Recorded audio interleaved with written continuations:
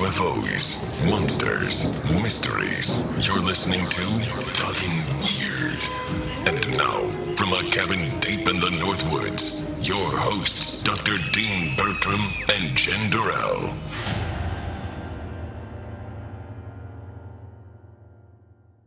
Hey, baby. Hey, baby. I really enjoyed talking to our guest this week. He was such a nice guy, and I didn't know him at all before I reached out and asked him to do the show. Well, I mean, I obviously knew of him because he's probably one of the most famous cryptid researchers out there at the moment. And he's also a powerhouse of knowledge in all things cryptid, and particularly on Bigfoot, which is what we're mainly talking about this week. Yeah, he's been in several TV shows, including Missing in Alaska, When Monsters Attack, Ancient Aliens, and Monster Quest. And he is also the author of a number of books on cryptids, including his most recent, The Essential Guide to Bigfoot. So I'm very happy to introduce Ken Gerhard.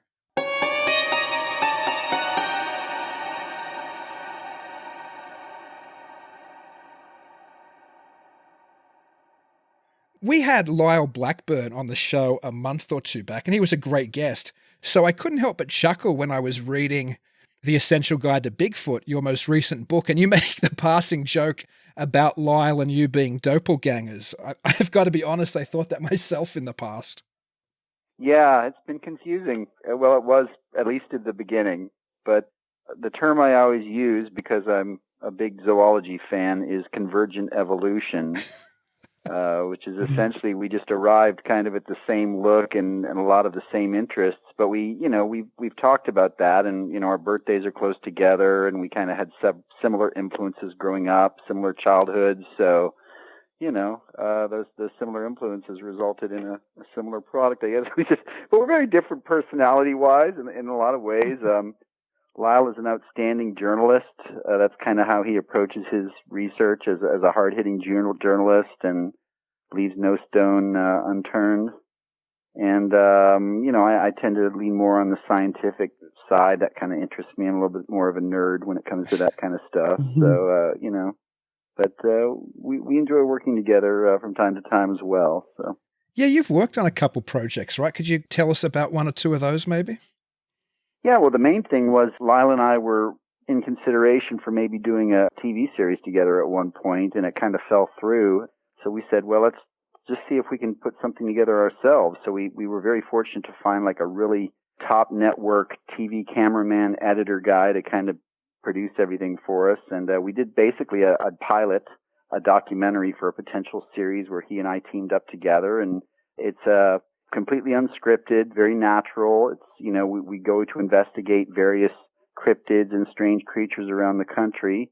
It was called American Monster Tour is the concept name. And we actually, if people go to YouTube, they can watch the pilot, American Monster Tour. And so, that was the idea. It was kind of like a road trip thing. We were both musicians for years. He's still a musician and toured around the country. And so it's kind of like in the rock and roll spirit of touring, being on the road and, just investigating a lot of these kind of weird, lesser known local creatures. Everyone's heard of, Bigfoot and Champ and some of the big ones, but, every little town seems to have its kind of weird monster story. And so that's kind of where we were hoping to go with it. But, we hit some roadblocks, and it's not easy to launch a series or sell a series to a major network. It's quite a challenge. So they're looking for just a very specific thing usually. So, but we have high hopes to finish the second episode at some point.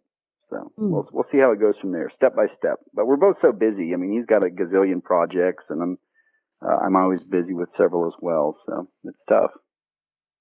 So what sparked your interest in cryptids?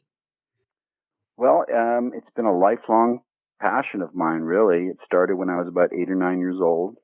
And I already loved monsters. I loved Godzilla movies and, Planet of the Apes and all that stuff. And I also loved the outdoors. My father was a forestry professor, and we spent a lot of time in the outdoors. So I loved animals. I had a lot of exotic pets as a kid, and a caiman, which is a type of alligator, was my first pet, things like that. So anyways, I love those two things. And then when I found out about Bigfoot, saw a TV show when I was about 8 years old, and it just, it struck me like a ton of bricks. I was like, wow, there's this monstrous could this be real? This monstrous man-like animal running around in the woods of North America? And from there, I just absorbed everything I could find on the subject. And but what I tell people is that my mother was a huge influence, and she loved to travel, loved adventure, encouraged my interests, and I got to travel with her all over the world. We camped along the Amazon River with primitive tribes. We went to the Galapagos. We hiked across the Australian outback and climbed Ayers Rock. I mean, and wherever I went, I was always kind of investigating cryptids, even as a kid. And then when I was 15 years old, my family vacationed at Loch Ness. And of course, that was my first opportunity to kind of, had a little movie camera. So it's just been a lifelong passion of mine, really. I didn't plan it as a career. I never thought I could make a career out of it. But following my music career, I kind of got burned out on that, and it just kind of fell into my lap. I feel very blessed. Yeah. Have you ever experienced anything? I've never seen a cryptid with my own eyes, despite decades of searching all over the world. But I am convinced that I've heard Bigfoot, Sasquatch, it's sometimes called vocalize, make noises on a few occasions. And one specific occasion was in August of 2003. I was on an investigation with some other researchers, and we'd been alerted to this remote area in North Texas where there were recent sightings. And we heard something grunting at us from out of the brush at one point. It was very deep, very powerful, loud. All of us are outdoorsmen, and none of us could equate it to anything we'd ever heard. It sounded like an ape, basically. And I recorded it, but we couldn't see it. It was heavy brush. We moved to a different vantage point higher up and shined a spotlight down, and we did see some eyes shine, but we couldn't tell exactly, if that's what kind of yellow, greenish eyes looking back at us. Spent the night there, heard weird moaning sounds throughout the night that were very creepy. Sometimes we would call back to them and they would answer us and things like that. And then the next morning when we got into this, we finally made our way through this thick brush, and where we had heard this thing, we found some deep footprints in the sand. This is along a lake, and we also found some mutilated animal carcasses. They were turtle shells, big turtles that had been ripped in half. Still can't conclusively say 100% that was Bigfoot, but I'm 90% convinced. I just can't, between the vocalizations and all the other evidence we found, it was surreal. Yeah. If you found any wooden structures, because I know that's another. Yeah, I have found anomalous structures and potential nests in a few areas, Texas, Florida, Louisiana, maybe some other states. So, those things pop up, but it's kind of a red herring in the Bigfoot field because no one's actually ever seen a Bigfoot making one of these things. Right. So you find these weird things in the woods, and you wonder, could this have been made by a Bigfoot? It doesn't look man-made, but it's too complex for any other animal. But it is interesting that we seem to find more of those types of things in areas that are considered active. At least that's been my experience. As far as interpretation, I don't know if your listeners know what we're talking about, but people find these weird structures that basically things are laid in between X patterns. What am I trying to say here? The fork of a tree, something's laid in the fork of a tree and then something's crossed to that. And it looks like something that's been constructed. And the interpretation is that conceivably maybe it would be some kind of form of communication, either to each other or to, who knows? We're only speculating. That's all we can do. But that could be one possible explanation. I love how the Essential Guide to Bigfoot starts off by giving us this incredible overview of the reported biology of Bigfoot and then goes into some of the history of the reports. And I especially really dug that you included an overview of the early personalities in the field, those men who were responsible for the development of Bigfoot research and the type of Bigfoot belief in many ways that we have today. In fact, one of those key players in that history is Peter Byrne, and he wrote the foreword for your book. And so for some of our listeners, could you tell us a little bit about Peter's role in the development of Bigfoot research? Yeah, it was quite an honor, really. Peter Byrne is considered the last of what are called the four horsemen of Bigfoot research. And those were the four main researchers that dominated the field for decades, starting in the 50s and up until even into the early 2000s. But Peter's the only one still alive. He's 94 years old. Quite an adventurous life. He searched for the Yeti. Well, he fought in World War II, and then he moved to India and worked on a tea plantation, and then he became a big game hunter and hunting guide for tigers and elephants and things. And then he began to search for the Yeti, the abominable snowman of the Himalayas. He was interested in it, talked to some local Sherpa people, and then he hooked up with a guy named Tom Slick, who was a millionaire, oil millionaire, who lived in San Antonio, Texas, where I'm at the moment. And he was like a real-life Indiana Jones that spent his millions of dollars traveling around the world searching for lost mines and Yetis, all kinds of things. And Peter searched for the Yeti with Tom's backing for several years in the Himalayas, Peter and his brother, Brian. And then eventually Tom moved him to California, Northern California, to search for Bigfoot and lead something called the Pacific Northwest Expedition, which was the first major Bigfoot expedition in the late 50s. And through the years, Peter's had his own groups. He's been based in Oregon, and he had the Bigfoot Information Center and Bigfoot Research Project, and they were all financed by different grants and organizations. And he collected a lot of evidence through the years. He never had a sighting himself either. He never saw Bigfoot. He found footprints and things. But he's still around. He's in Oregon still, and I was fortunate to meet him a few years ago. Really, just kind of a hero, you know. He's such a gentleman. He's always very polite and very courteous, and he's, you know, very British with his ascot and his safari hat. You know, but anyways, there was a lot of, my main point, I'm kind of rambling, I'm sorry, but you know, there was a lot of mudslinging that went on in the day between the Four Horsemen and other major Bigfoot researchers. No one got along. Everyone hated each other. But Peter always kind of remained above the fray and was always very, you know, respectful of everyone else, even though people were slinging mud at him and stuff. So I wanted to get some of that original history, foundation, as you said, Dean, you know, involved in the book. You know, I thought that was important to make that connection to the past, because there has been so much that's happened over the years that most people don't know about these days. Speaking of Peter having never had an experience or an encounter himself, it was interesting to read of those individuals who, after having seen a Sasquatch, it essentially changed their life and drove them in the direction of Sasquatch research almost forever. Could you tell us about a couple of those people, or one of those people? Oh yeah, I know people like that. One guy would be Todd Neese, who's an investigator researcher up in Oregon. He and his wife have a Bigfoot research project. He had a sighting in the 90s when he was in the Army. He was out in the mountains there doing demolition testing and wasn't looking for Bigfoot, but he saw these 3 Sasquatches. That's what he figured out they were, and it kind of changed his life because he became an investigator. And well, I know a couple guys here in Texas that have had sightings that changed their lives. One guy is Craig Woolheater, who heads up the Texas Bigfoot Research Center and Texas Bigfoot Conference. He had a sighting in Louisiana years ago, and that kind of changed his life. And also a guy named Bobby Hamilton, who's a very passionate, not a well-known Bigfoot researcher here in Texas outside of Bigfoot circles, but he had a scary sighting when he was a kid. He said that Bigfoot was peeking in the window of his mobile home.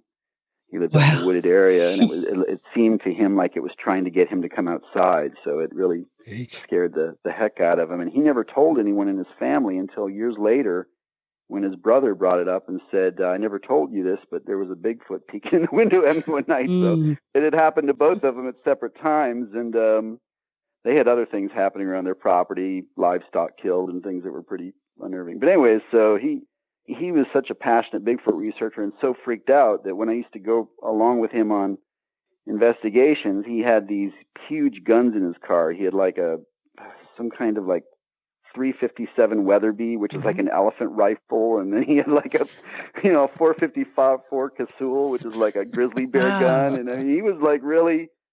So yeah, I've met people like that have just, their lives have just been radically changed. Many people in the Bigfoot field who've had those types of experiences. It's pretty amazing. I live in a cabin in the woods, Ken, so I'm going to have trouble going to bed tonight after hearing those stories.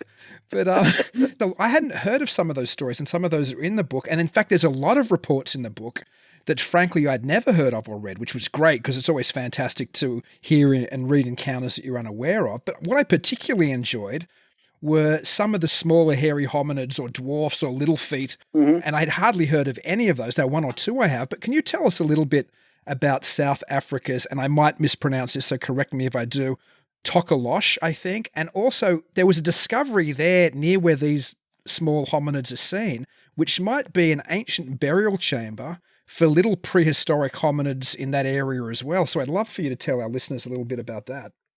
Yeah, Littlefoot is kind of one of the overlooked aspects of the Bigfoot phenomenon, but there are many, many accounts out there of little hairy man-like creatures, much smaller than Bigfoot, standing about 3 to 5 feet tall, hair-covered dwarfs, if you will. You find these as you begin doing Bigfoot research, and for example, you're talking to Native American people, and they'll bring it up and say, well, we don't have Bigfoot here, but we have the little people, and, what are you talking about? Well, they described them the same, these aggressive, powerful, short, hairy, man-like creatures. So anyways, I've encountered that all over North America, specifically talking to indigenous groups. But, I wasn't the first one to stumble on that. If you go back to Ivan Sanderson, who was a zoologist and one of the pioneers of cryptozoology, he, in some of his early books, wrote about what he called proto-pygmies, which is the same thing. They were these hairy dwarf-like creatures. So basically we're talking like a pygmy-sized version of a Bigfoot, which I would assume would be a completely different species, not a variation. I think that's too radical a height difference between, 8 feet and 3 feet. But many of our early hominids, and you mentioned that, most of our pre-human precursor species, like the Australopithecines from Africa, Homo habilis, Homo floresiensis, which was found in Asia a few years ago, these are all kind of like small, diminutive, man-like ancestors that were only about 3 to 5 feet tall. They were little people. They were basically Littlefoot. So it makes a lot of sense that if you think it's conceivable that somewhere on the planet these races of little pre-human species are still around. And in Africa, they have, of course, many, many finds of pre-human fossils. You got the areas there in South Africa, the cradle of humankind, up into Kenya and East Africa. So they've found all of these different fossil forms. And, Homo habilis, of course, was a very important one because it's the first species in the Homo line. And it was a tool user, probably descended from the Australopithecines. Anyways, hope I'm not getting too technical, but it was basically like a little hairy man-like creature, probably, certainly not as intelligent as us, but probably more intelligent than other apes, but it walked upright and it used its hands a lot. Coincidentally, in Africa, you do have modern accounts of Littlefoot type creatures. In West Africa, they're known as the Sahite. In East Africa, the Agagwe. And my fiance actually lives in South Africa, so if she hears this, shout out to my fiance Angelique. She lives in South Africa where they have this story of this thing called the tokolosh, and she and I have kind of disagreed over this because I say the tokolosh is supposed to be hair covered. That's what I found in my research. She said no, not necessarily, but it is basically a hairy man-like creature, little hairy man-like creature. And the local people are greatly in fear of it.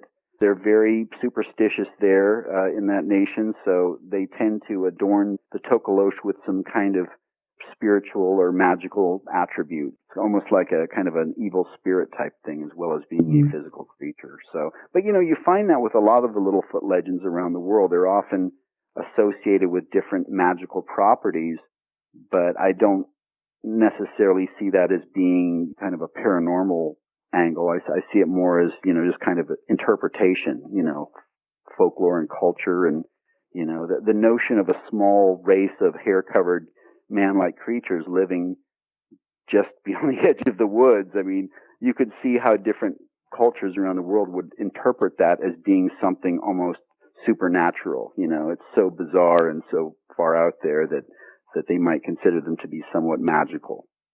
Yeah. Yeah, I found it interesting in the book that you made that comparison to perhaps our cultural memory of these, or even our perhaps ongoing coexistence with them. Oh, yeah. Is what was essentially behind fairy lore, I guess. Yeah, conceivably. I mean, there are some interesting dynamics that are going on in the field of paleoanthropology, which is that a lot of new discoveries are being made in recent years. All new species are being found all the time. Just small fragments of species, but enough. And the timelines are shifting. So, scientists used to feel that all of these species were around, up to 1 million years ago, and then they kind of all died out and Homo sapiens came up, Homo erectus and then Homo sapiens. And then we had the Neanderthals and maybe a couple others. But now it's a really bushy tree where they see that there were several overlapping types of hominids, man-like species, for millions of years. And up until very recently as maybe, 50,000, 30,000, 20,000, who knows? And then you're now talking about, I don't know, I'm not a big archaeology expert, but I mean, what are the oldest human civilizations, maybe 10,000 years ago or something like that? So, I mean, you're looking at almost like an overlap there between Homo sapiens kind of coming together and then coexisting with these other species that were basically our ancestors that were, obviously much more bestial, hairy, may have used tools, who knows? But, it's a fascinating concept. And the argument that some cryptozoologists make these days are, if this was going on for, millions of years, 2 million years, why should today be any different? Mm-hmm. Why couldn't there be still other species of Homo, primitive species in other parts of the planet? And certainly that's the premise behind things like Bigfoot and Littlefoot. You took a trip to Belize to search for one of those as well, right? Mm-hmm. Yeah, in Belize it's called the Duende. Okay. Which is Spanish for goblin.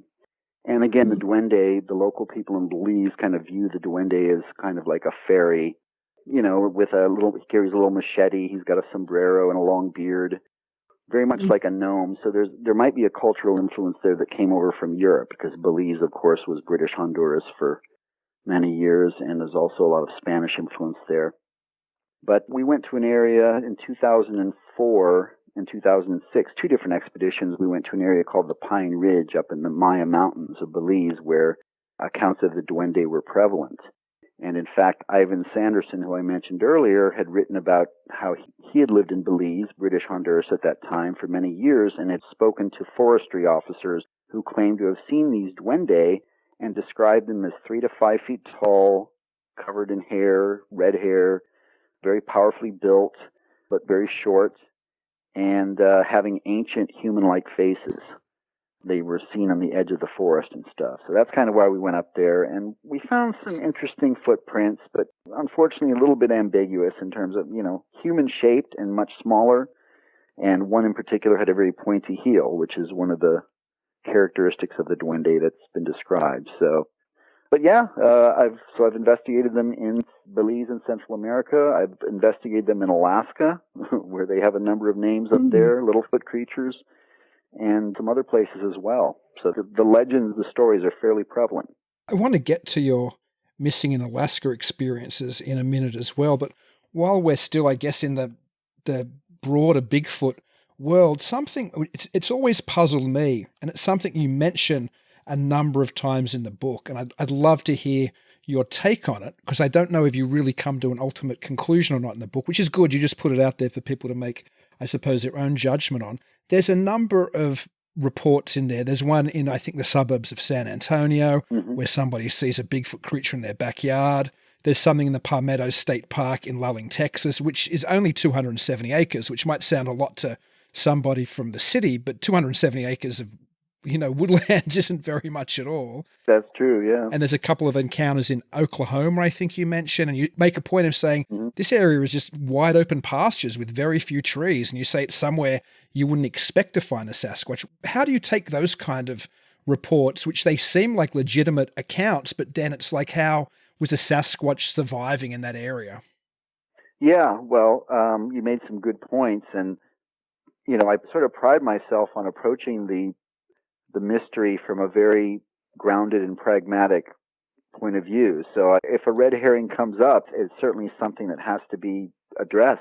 That does happen in the Bigfoot field. So in other words, people, I think, should be objective. And there are many people involved in the Bigfoot field that are extremely passionate people.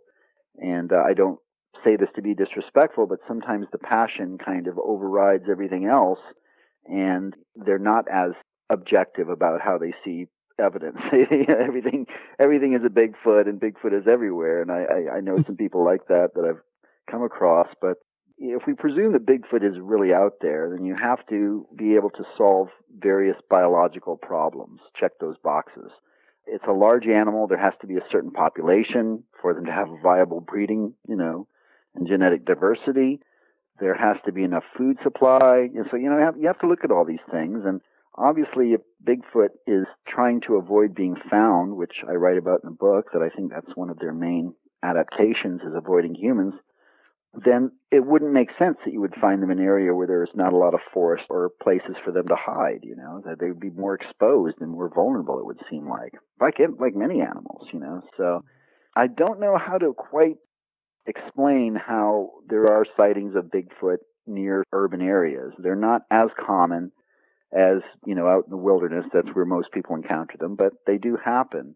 Now, I have one respected colleague, Cliff Barrickman, who was on a very successful, very good TV show called Finding Bigfoot for many years, and he got to travel all over North America and interview hundreds of people, witnesses.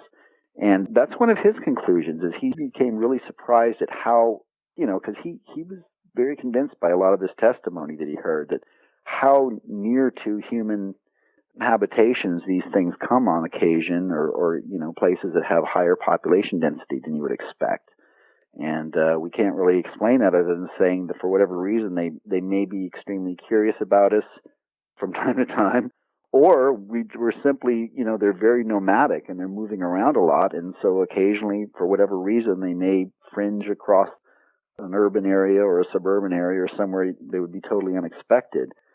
Again, it's hard to kind of explain that, because you would assume there might be more evidence of them if that were the case, that, better photographs or, more sightings reported. I don't know. But, again, they do happen.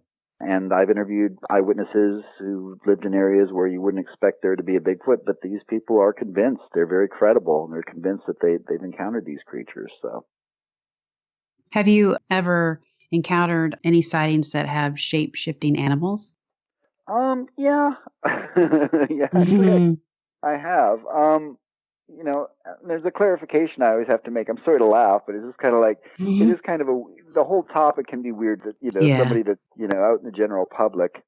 For example, one time I was kind of making fun of a UFO story to one of my friends that's not in the Bigfoot field, and he laughed at me and said, "Dude, you believe Bigfoot exists," so, but there are, we certainly all have different areas that we specialize in. And what I do in terms of cryptozoology is very zoology based. I don't necessarily investigate a lot of the really sensational, kind of far out types of creatures that often. The exception to that is the Mothman and flying humanoids, which I've written a book about. But you do come across those stories, and I do get contacted by people, and I do, sometimes you uncover these stories. As far as shape-shifting, I don't know if I probably don't have permission to tell this particular story, but I'll just kind of give it in vague terms. But I interviewed a gentleman who claimed he saw one animal species as he was driving his car, a group of animals, and as he drove closer, they morphed and shape-shifted into a completely different animals. So that's kind of a far-out story. I don't get a lot of those. But, I interviewed this guy on the phone for a long time, and he was extremely convincing, or at least convinced that's what he saw. Beyond that, I investigate things like Mothman and occasionally something called the Dog Man and Goat Man and some of these weird kind of man-beast hybrids. I don't know if you could infer that those were actually shapeshifters or not. I'm not sure, but they're definitely weird in terms of their physical makeup. Yeah. In the book, you mentioned that, which I liked as well, that you weren't 100% sure whether Bigfoot was real, but you were like, you'd take a 90% bet or something like that. Mm-hmm. And the impression I have is you think it's probably a biological, zoological specimen, I guess, for lack of a better term. But with your broad look at other cryptids as well, which I know you've done, this is just something I'm always interested in myself, because I have a little bit more of, I guess, a John Keelian type perspective on things. Sure. Have you ever noticed parallels across cryptid phenomenon? Like you've gone, that's weird. That Mothman story sounds a little bit like that Bigfoot story. Now, that's a good question. Yeah, and there's different versions of that. For example, I often compare the Mothman sightings that I've investigated, the encounters, to the Dogman phenomenon. If your listeners are familiar with Dogman, it's basically not quite a Bigfoot. It's got a dog-like head, but it runs around on two legs, and it's big and hyper-aggressive.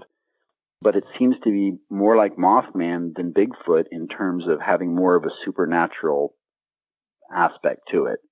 You know, people describe other paranormal activity associated with it, strange lights in the sky, phantom mist, you know, materializing, dematerializing, things like that.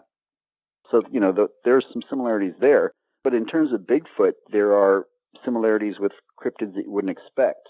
For example, Bigfoot and the Loch Ness Monster. Now, you wouldn't expect to see any similarities between those two creatures, but if you broaden the Loch Ness Monster mystery to include other lake monsters around the world, like the Lake Champlain Monster, Ogopogo in Canada, lake monsters in Scandinavia, and so forth, all of those lake monsters have a lot of similar characteristics that are reported. They're very consistent descriptions: big humps, long neck, serpentine motion, you know, undulations, things like that. So there's a very consistent model in all those lake monsters around the world, just as there is with Bigfoot and the Yeti and the other, you know, kind of big hulking hairy hominids around the world. But there are similar problems with both of those species, despite hundreds or thousands of sightings that have been documented in each case. There are biological issues. In Loch Ness, for example, it doesn't seem like there's enough food, enough fish supply to feed a group of giant 30-foot animals, you know, that live in the lake. So, I mean, it's, you know, similar to some of the Bigfoot questions about, you know, how could they be indigenous to the United States and North America and be living on the edge of urban areas like we were just talking about. So I think there's some interesting parallels there because there's a lot of evidence for both. You know, if you look at all the eyewitness sightings and sonar hits and photographs and videos and footprints and physical tracings, all that stuff. But yet there are so many fundamental zoological problems with each one in terms of how could this be, you know? I mean, they're just, so I don't know. I think those are interesting in terms of grouping cryptids together in that sense. You know, you've got the kind of the far out weird creatures that seem to have more of a supernatural origin, and then you have more of the zoologically sound in some ways, but also problematic in the same breath because, you know, you've got all of these questions. I'm kind of curious about the correlations between cryptids and UFO sightings. I didn't know if you had a theory on that, whether or not some people say they're interdimensional. Yeah, that is a question I get asked about a lot. And when I was telling the story earlier about UFOs, I actually have close friends that are, you know, in the UFO field. I have good friends that are in the paranormal field. So all of that stuff fascinates me, and it's all interesting. I'm not as Keelian as Dean. I don't necessarily think that all of those things are connected, but I have acknowledged that in some cases they could be.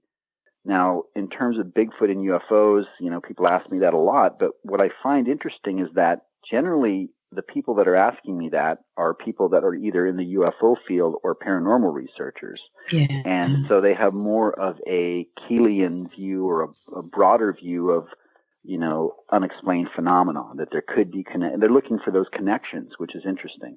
No doubt there are some Bigfoot cases, specifically in the Midwest, and most of them older, in the 70s.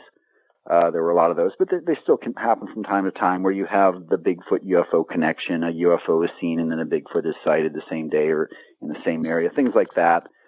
You know, I haven't come across too many of those cases myself. And what I always tell people is that in the big view, looking at all of the evidence of Bigfoot, which includes thousands of documented accounts, the really weird UFO type sightings only make up a tiny, tiny fraction of those, probably less than 1%, maybe 1/10 of 1%.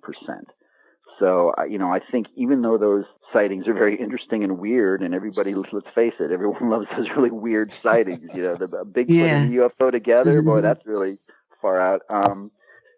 But you know, I haven't seen a lot of evidence for that personally, but I do have colleagues in the Bigfoot field. For example, Stan Gordon up in Pennsylvania, he has seen a lot more evidence of that in his experience. So, I mean, he has a different perspective than me, but, you know, that's the evidence he's been looking at for many decades, is a lot of these weird cases.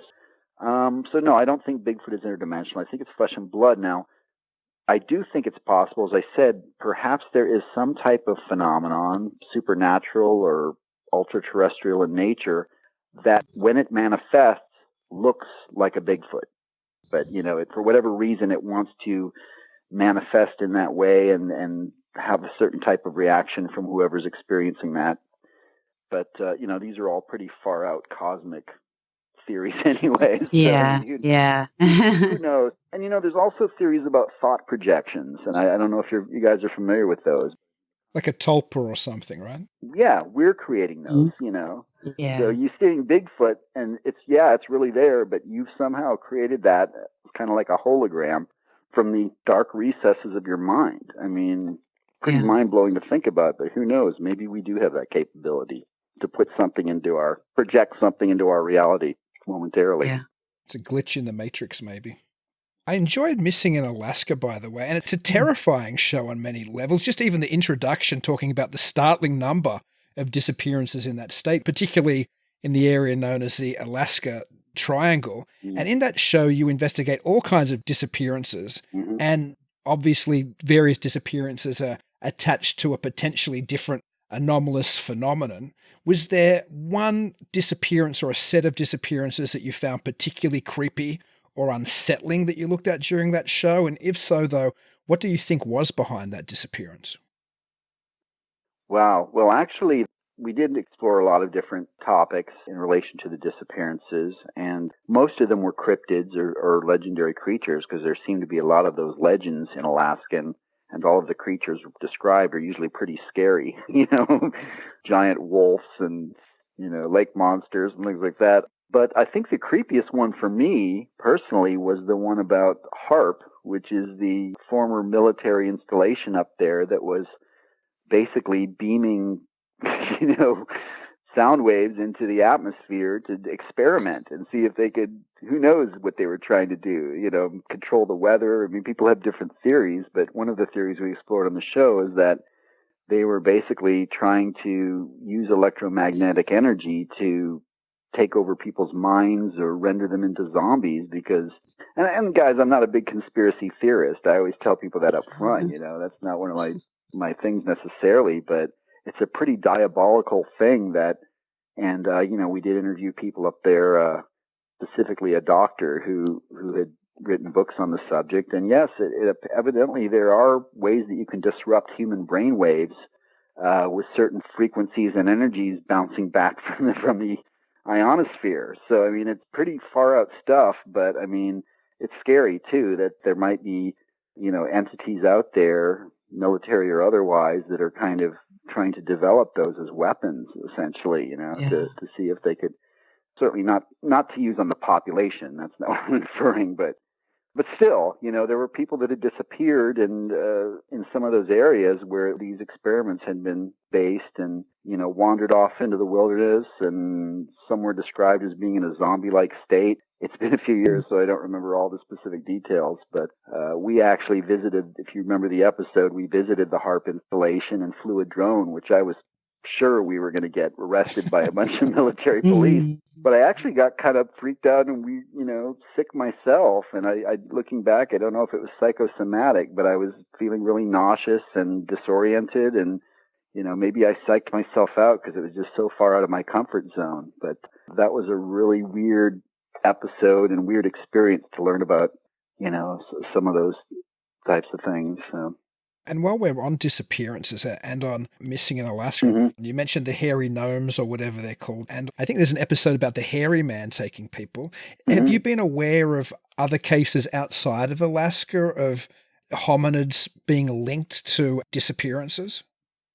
No, not actually. And, one of my theories that I'm really pushing in my new book is that Bigfoot, Sasquatch is essentially more afraid of us than we are of it, and it recognizes that we are its greatest threat, direct competition, and that its survival kind of depends on trying to avoid being found by Homo sapiens. I know that might sound far out to people, but it's really the only logical reason that we haven't found them yet, is that they're basically so good at avoiding us and designed to do that. So in that respect, I don't really understand, this is completely anthropomorphic thinking, I'm trying to think how a Bigfoot would think, but I can't conceive of any reason why they would want to abduct humans or why that would be beneficial to them. I don't think they would eat us. They're omnivores, but even big omnivores will eat small things first. Yeah, I don't know. There don't seem to be a lot of those types of accounts. There were back in the day. I mean, back in the 1920s and before, you would hear these old stories of native women that were kidnapped and held captive in a cave and, gave birth to a Bigfoot hybrid and stories like that. There are those legends. And in Alaska, there seem to be more of those stories of Bigfoot abducting, usually women, sometimes children, although that's more of a Littlefoot thing. But no, I'm not a huge advocate of that possibility. And I generally speaking, I don't want people to view Bigfoot as a monster so much as just an undiscovered animal that we should respect.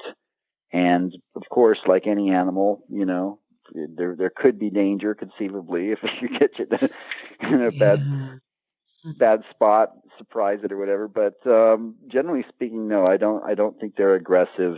I think they might be curious at most about us, but I don't think there's any danger of being abducted by a Bigfoot or a Sasquatch. I think that's highly unlikely.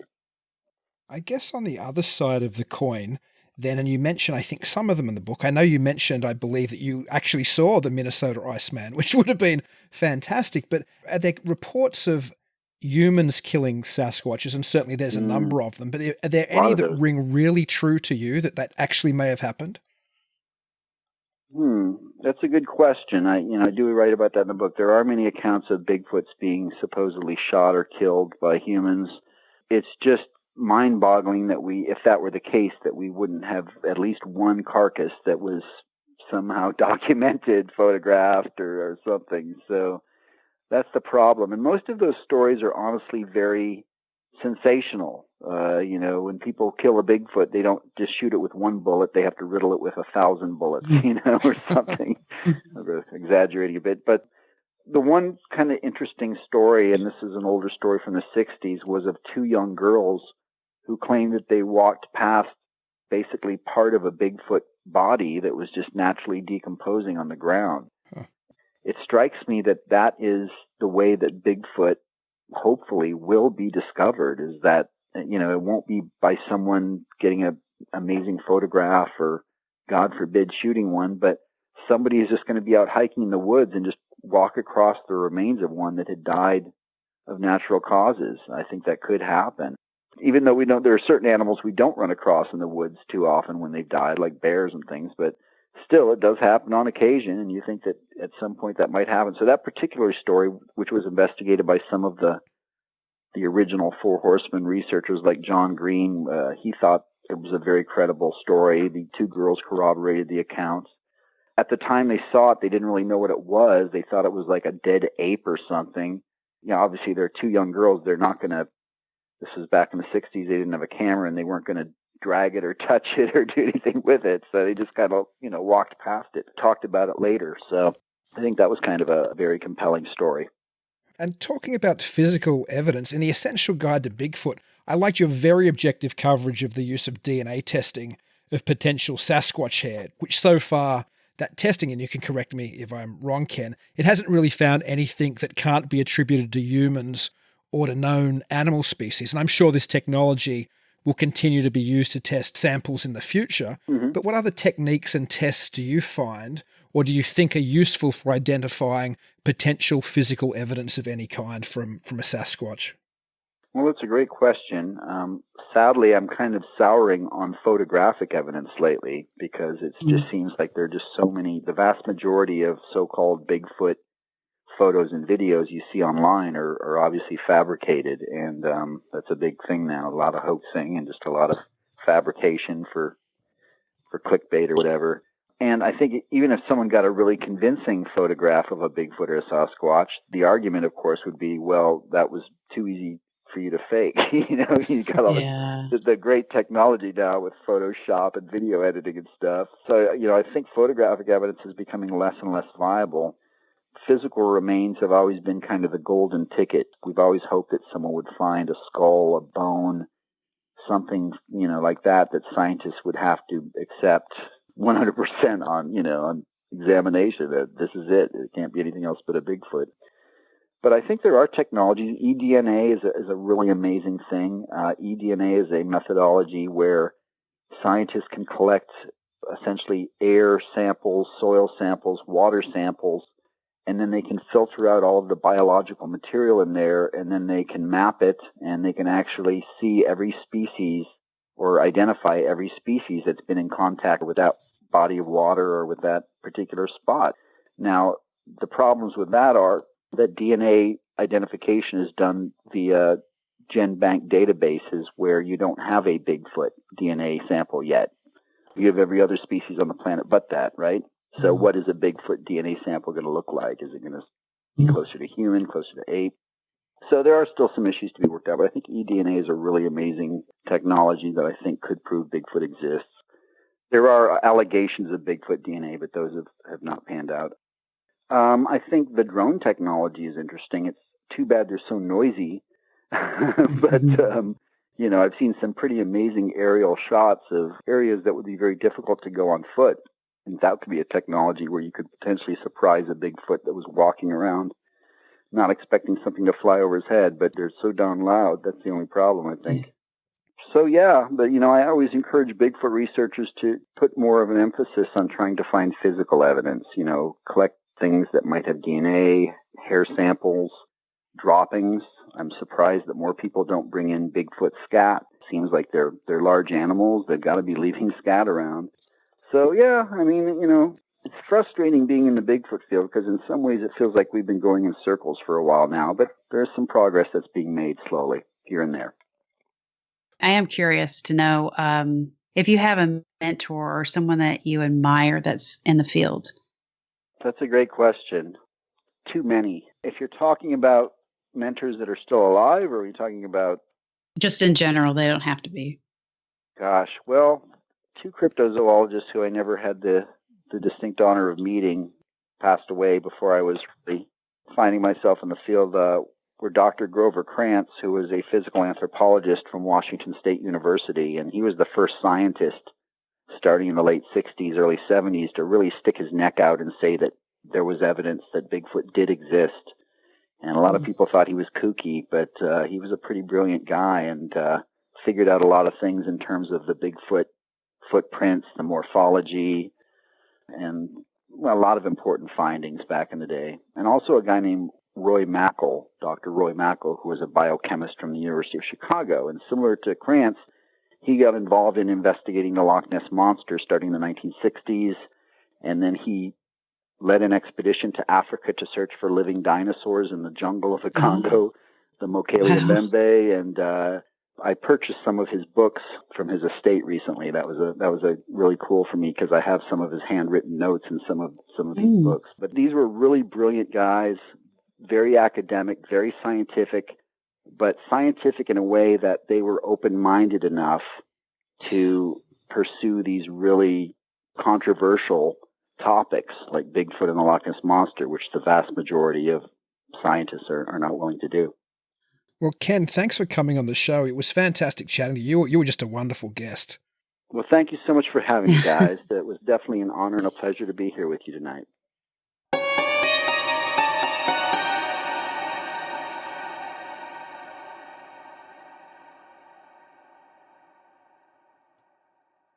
Ken Gerhard was such an awesome guest.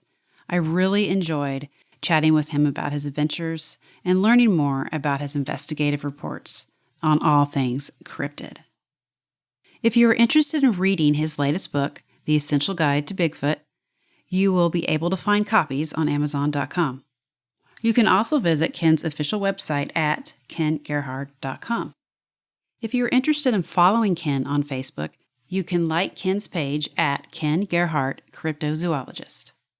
Of course, you can always find us at talkingweird.com.